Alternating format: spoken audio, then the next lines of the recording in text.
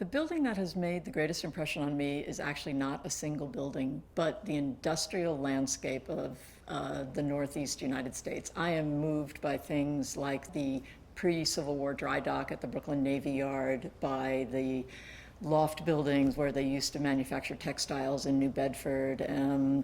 I'm not drawn to monuments. I'm actually drawn to like the gritty stuff where we make things. So my very first project of any meaningfulness, not doing the upstairs of a garage for my cousin's next door neighbor, but a real architecture where somebody sought me out for what I did, was doing houses in Seaside, Florida. Seaside, Florida is a complicated place. It polarized and alienated the architectural community between the modernists who hated the traditional looking houses and the planners who thought, well, the idea for Seaside, a new urbanism is a whole lot better than doing condominiums that go higgledy-piggledy around golf courses. Anyway, I went down to Seaside, Florida, and I had the great good fortune to be hired to do a house there. So while my friends were doing loft renovations in New York City, I was actually building freestanding buildings on the Gulf Coast of Florida. And I loved it. I learned how to build because I was right there drawing with a number 2 pencil on 11 by 17 paper and handing it to the builder, and he was showing me what I should draw and how I should draw it so that he could build it the way I wanted it to come out. What do I find most challenging about being an architect is that I don't get to draw enough. I love to draw. I love to get dirty. I love it really drawing when I actually have like graphite going up the sides of my arms and under my fingernails.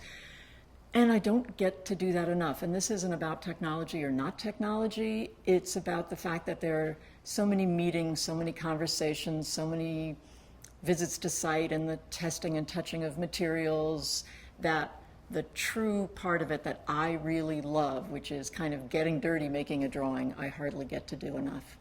What is in store for the future of architecture is a really complicated question because architecture is so many things. Architect is code compliance, whether it's building safety or ADA or zoning. Architecture is building responsibly in a world that needs to become more sustainable. Architecture is about helping those less privileged than those of us in the West to live decent lives with the help of buildings for schools, hospitals, and housing.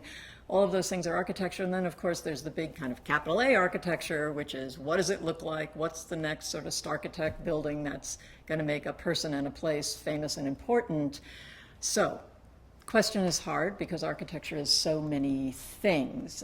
As a designer, or someone who's really focused on design primarily, I think the questions should be about what do buildings look like that allow them to continue to play an important role in our culture, but still assume all of the responsibilities they need to assume. For me, that would be about being a little less